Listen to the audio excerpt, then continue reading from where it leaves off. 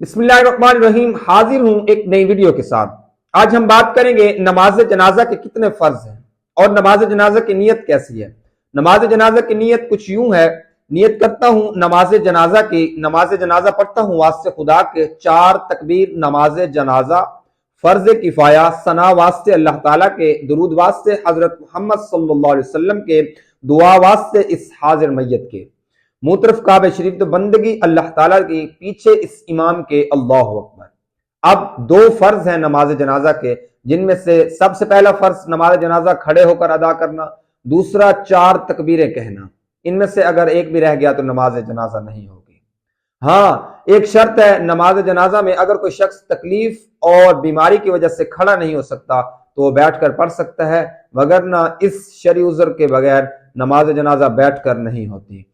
मैं ऐसी अच्छी वीडियोस के लिए मेरे चैनल को सब्सक्राइब करना ना भूलिएगा और वीडियोस कमेंट सेक्शन में जरूर अपनी राय दीजिएगा। तब तक के लिए अल्लाह हाफिज।